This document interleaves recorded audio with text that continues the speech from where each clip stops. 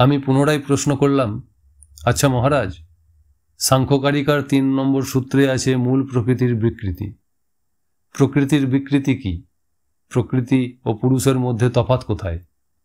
তিনি উত্তর দিলেন, সাংখ্যমতে উপাদান কারণকে প্রকৃতি বলে আর প্রকৃতির কার্যকে বিকৃতি বলে। পুরুষ, প্রকৃতি, বিকৃতি উভয় ভাব রহিত, কারণ যেটি কোনো পদার্থের হেতু তার নাম প্রকৃতি, আর যেটি কার্য তার নাম বিকৃতি। পুরুষ কারও হেতু নয় বলে প্রকৃতি নয়, আর কার্য নয় বলে বিকৃতিও নয়, সুতরাং অসঙ্গ। দয়া করে বলবেন কি, সাংখ্য দর্শনের মূল তত্ত্ব কেবল একটা অত্যন্ত উঁচু দরের দার্শনিক তত্ত্ব মাত্র, না এ যুগে কেউ সাধনা করলে সেই তত্ত্বের সাক্ষাৎকার ঘটে? তার সাধন প্রণালী কি? महाराज बोलें, क्या वैखरा वचन से इसका पता चलेगा? हमारा आश्रम में ठहरो, ठीक ठीक प्रणाली से साधन करो, कपिल जी का कृपा मिलेगी। बोललाम, महाराज एबारे तो समय नेই, অমরকণ্টকে ফিরতে হবে। আপনি তো বলেছেন 4 বছরের মধ্যে আমাকে এখানে ফিরে আসতে হবে, সেই সময় যা হবার হবে। প্রণামাদি সেরে আমরা উঠে পড়লাম। দুপাশের ঘন অরণ্যের বড় বড় গাছের মধ্যে দিয়ে সংকীর্ণ পথে এবার নিচে নামবার পালা। উত্তরায় যখন শেষ হলো তখন সূর্য পশ্চিম দিকে হেলে পড়েছে। আবার সেই ঘাসবন। হর নর্মদে হর বলতে বলতে ঘাসবন কোনো মতে অতিক্রম করা গেল। মাঠে কতগুলি ময়ূর দল বেঁধে ঘুরে বেড়াচ্ছে। কখনো 8-10টা শেয়াল তাদের তাড়া করে যাচ্ছে, আবার কখনো শেয়ালগুলি পালিয়ে আসছে। তাদের এই দৌড়ে যাওয়া আবার ফিরে আসার ভঙ্গি দেখে মনে হলো তারা যেন খেলা করছে। শেয়াল পণ্ডিতদের দেখে মনে কোনো দূরভিসন্ধি আছে বলে মনে হলো না। বিকেল 5:30টা নাগাদ অমরকণ্টকের মন্দিরে এসে পৌঁছে গেলাম। সেদিন আর কোথাও গেলাম না। প্রচণ্ড গরমের জন্য ধর্মশালার ছাদ পরিষ্কার করে রাতে ছাদে এসে শুয়ে পড়লাম দুজনে। শুয়ে শুয়ে ভাবতে লাগলাম নানা কথা। নর্মদা তীরে তাহলে সমস্ত ঋষিরাই এসেছেন। অঙ্গিরা, আঙ্গিরস, সনক, দীর্ঘতমা, জৈগীসব্য, অনিমাণ্ডব্য প্রভৃতি বৈদিক ঋষিরা ছাড়াও এখানে এসেছেন আদি বিদ্বান কপিল, মহামুনি মার্কণ্ডেয়, মৎস্যেন্দ্রনাথ, গোরক্ষনাথ, পতঞ্জলি, গোবিন্দপাদ, এমনকি ভারতীয় দর্শন ও সংস্কৃতির যিনি কোহিনূর স্বরূপ সেই আদি শঙ্করাচার্য এসেছিলেন এখানে তপস্যা করতে। অত্রিপুত্র দুর্বাসা যিনি শৈবাগম দর্শনের প্রবক্তা, তাঁর সহোদর ভগবান দত্তাত্রেয়, সবাই কেন এখানে এসেছিলেন? আরও কত যে প্রবর্তক ব্রহ্মচারী, মুনি, ঋষি, ব্রহ্মবিদ, ব্রহ্মবিদ বর, ব্রহ্মবিদ বড়য়ান, ব্রহ্মবিদ বরিষ্ঠ নর্মদায় এসে তপস্যা করেছেন, তার ইয়ত্তা নেই। তবে কি তপস্যায় পরমা সিদ্ধি অর্জন করতে হলে নর্মদাতে আসতেই হয়? কি এর রহস্য? এই যে কপিলধারা দেখে এলাম আজই, সেখানকার মহাত্মা সচ্চিদানন্দ ঋষি বাবা দৃঢ় প্রত্যয়ের সঙ্গে বললেন যে আদি বিদ্বান সাংখ্যকার কপিল ওইখানে বসেই তপস্যা করেছিলেন, যাঁর নির্বাণ বা নির্যাণ ঘটেছিল বাংলার গঙ্গাসাগর সঙ্গমে। রামায়ণের এই ঘটনা সকলেরই জানা যে কপিলের ব্রহ্মতেজে সগর রাজ্যের সন্তানরা ভস্মীভূত হয়েছিলেন। সগরের পৌত্র তাকে তুষ্ট করে বর পান যে বিষ্ণুপদী গঙ্গা মর্তে যখন অবতরণ করবেন তখন পরাঙ্গতি প্রদায়িনী সেই গঙ্গাজলের স্পর্শে সগর পুত্রগণ গতিলাভ করবেন। অংশুমানের পুত্র দিলীপ, দিলীপের পুত্র ভগীরথ তপস্যায় মহাদেবকে তুষ্ট করে গঙ্গার মর্তে অবতরণ ঘটান। তাহলে হিসেব করলে দেখা যাচ্ছে সগরের অধস্তন পঞ্চম পুরুষ ভগীরথের আমলে গঙ্গার আবির্ভাব। কিন্তু ভগীরথের বৃদ্ধ প্রপিতামহ সগর রাজার সমসাময়িক ছিলেন কপিল। সেই কপিল নর্মদার তীরে বসে তপস্যা করেছিলেন। কাজেই নর্মদা তাহলে গঙ্গার চেয়ে প্রাচীনতরা। কতকাল আগে যে তিনি রুদ্রতেজ হতে সমুদ্ভূতা হয়েছিলেন সেই সময়ের পরিমাপ কারও জানা নেই। মাতা নর্মদে তুমি কৃপা করো, এসব ভাবতে ভাবতে কখন যে ঘুমিয়ে পড়েছি মনে নেই। সকালে নর্মদা মন্দিরের ঘণ্টার ধ্বনিতে জেগে উঠলাম। প্রাতকৃত্য স্নানাদি সেরে সুমেরদাসজি গেলেন মন্দিরে। আমি চললাম মৎস্যেন্দ্রনাথের মন্দিরে সেই মহাপুরুষের দর্শনের জন্য। আজও সেই একই দৃশ্য, নাঙ্গা সাধুরা, সকলেরই কানে কুণ্ডল। সুমেরদাসজির ভাষায় কানফাট্টা। তাঁরা ধুনি জেলে বসে আছেন। সবাইকে দেখছি আত্মমগ্ন। মন্দিরের দ্বারও রুদ্ধ। ভিতরে কিন্তু শব্দ পাচ্ছি যোগী বরের। কিছুক্ষণ পরে মন্দিরের গর্ভগৃহ হতে তাঁর উদাত্ত কণ্ঠ শুনতে পেলাম। সমস্ত মন্দির গমগম করছে তাঁর স্তোত্রধ্বনিতে। নমঃস্তুতে সিদ্ধগণই নিষেবেতে, নমঃস্তুতে সর্বপবিত্র মঙ্গলে, নমঃস্তুতে বিপ্র সহস্র সেবিতে, নমঃস্তুতে রুদ্রাঙ্গ সমুদ্ভবে বরে, নমঃস্তুতে সর্বপতিত পাবনে, নমঃস্তুতে দেবী বরপ্রদে সুতে, নমামিতে শীত জলে সুখপ্রদে, শরীরবরে পাপহরে বিচিত্রিতে। হে দেবী, সিদ্ধগণ আপনার সেবা করেন, আপনি সকল রকমের মঙ্গল দান করে থাকেন, আপনাকে নমস্কার। হে দেবী, আপনি রুদ্র দেহ হতে সমুদ্ভূতা হয়েছেন, সহস্র সহস্র দ্বিজ আপনার সেবা করে থাকেন, আপনাকে নমস্কার। হে শিবে, আপনি অখিল বস্তু পবিত্র করেন, হে বরপ্রদে দেবী, আপনাকে নমস্কার। আপনার জল সুশীতল, সুখপ্রদ ও পাপহরা। হে শরীরবরে, আপনার গতি অতীব বিচিত্র, আপনাকে নমস্কার।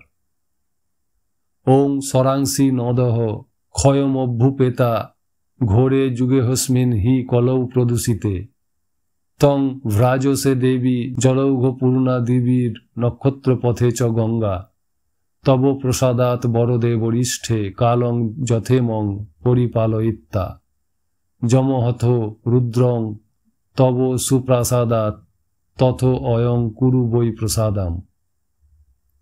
মহাপুরুষ কেঁদে কেঁদে প্রার্থনা করলেন, মা নর্মদে গো, এই কলিদূষিত ভীষণ যুগে শরীর সরোবরাদির ক্রমেই ক্ষয়প্রাপ্ত হয়ে আসছে, কিন্তু একমাত্র তুমি নক্ষত্র পথে স্বর্গগঙ্গা মন্দাকিনীর জলরাশি সূক্ষ্মভাবে বক্ষে ধারণ করে বিরাজ করছ। হে বরদে, তোমার প্রসাদে যাতে আমরা এই ভীষণ সময় অতিবাহিত করে রুদ্রপদ প্রাপ্ত হতে পারি, হে বরিষ্ঠে, আমাদের প্রতি সুপ্রসন্ন হয়ে সেই রূপ অনুগ্রহ প্রদর্শন করো। স্তব শেষ হলো, কিন্তু দরজা খুললেন না। কিছুক্ষণ বসে মন্দির দ্বারে প্রণাম করে ফিরে এলাম ধর্মশালায়। বেলা 4টা নাগাদ আবার গেলাম মহাত্মা শঙ্করনাথের কাছে। মন্দিরের দরজা খোলা, প্রবেশ করার হুকুম নেই।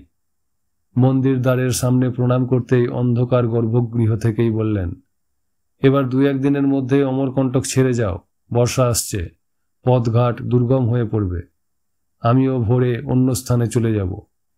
মার্কণ্ডেয় আশ্রমে গিয়েছিলে, অথচ ওইখানে আচার্য শঙ্কর পূজিত পঞ্চমুখী শিব দর্শন করনি। কাল গিয়ে অতি অবশ্যই দর্শন করবে, অতি জাগ্রত শিব। পরে আবার দেখা হবে, ফির আনা, শিবানং সন্তু পন্থানা, পুনরায় এসো, পথ মঙ্গলময় হোক। বিদায় দিয়ে দিলেন। পরের দিনই ছুটলাম মার্কণ্ডেয় আশ্রমে। শিবপ্রসাদ ব্রহ্মচারীজি যথারীতি রেবা রেবা জপ করে চলেছেন আপন মনে। আমি পঞ্চমুখী শিব দেখতে চাইলে তিনি সঙ্গে নিয়ে গেলেন নিজের পূজার ঘরে, ফুলে ঢাকা আছেন। ব্রহ্মচারীজি বললেন, ইষ্টবস্তু প্রদর্শনীর বস্তু নয়, তাই নিজে আগ্রহ করে দেখায় না। প্রত্যেকের দৃষ্টিতে তার সূক্ষ্ম মনের কারেন্ট আছে। আমার ইষ্টের স্বরূপে কোনো কলুষ ফ্লো এসে পড়ে চায় না। পরে কি হবে জানি না, ক্রমেই অমরকণ্টকে যাত্রীর সংখ্যা বাড়বে, ভালো ভালো রাস্তাঘাট, হোটেল, দোকান পসরায় ভরে যাবে। দিব্য বস্তু যতক্ষণ গহন ও গোপন থাকে, ততক্ষণই তাঁর গৌরব ও মহিমা অক্ষুণ্ণ থাকে। এই শিব এখানেই আবিষ্কার করেছিলেন আদি শঙ্করাচার্য। আমরা গুরু পরম্পরা শুনে আসছি, এই অর্ধনারীশ্বর পঞ্চমুখী মহাদেবকে পূজা করেই মহামুনি মার্কণ্ডেয় নর্মদা মায়ের দর্শন পেয়েছিলেন। মার্কণ্ডেয় আশ্রম থেকে ফিরেই মন্দিরে গেলাম। সুমের দাসজির ততক্ষণে জপ পর্ব শেষ হয়েছে। ধর্মশালায় বসে খেতে খেতে সুমের দাসজিকে বললাম, বর্ষা আসছে, এখানে তো মোটামুটি সব দেখা হয়ে গেল, এবার অমরকণ্টক থেকে ফিরে যেতে চাই। সুমের দাসজি বললেন, और कहाँ जाने का विचार है? আমি বললাম, বাবা বলেছেন একবার জব্বলপুরে ঘুরে যেতে। সুমের দাসজি একেবারে লাফিয়ে উঠলেন, इसलिए हम क्या कहूँ, जब्बलपुर तो हमारा आस्थान है। उधर भीराघाट में जिधर भगवान दत्तात्रेय जी का गुम्फा है, उधर ही नर्मदा जी की किनार में हम निवास करता हूँ। और भी 4 मूर्ति है आश्रम में, चलिए हम साथ में ले चलेंगे।